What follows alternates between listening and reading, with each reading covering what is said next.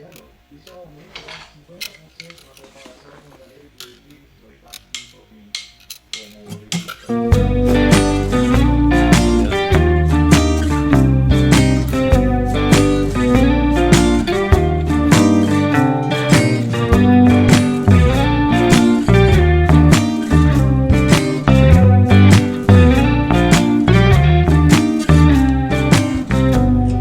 Yes, you're really good at saying what you mean.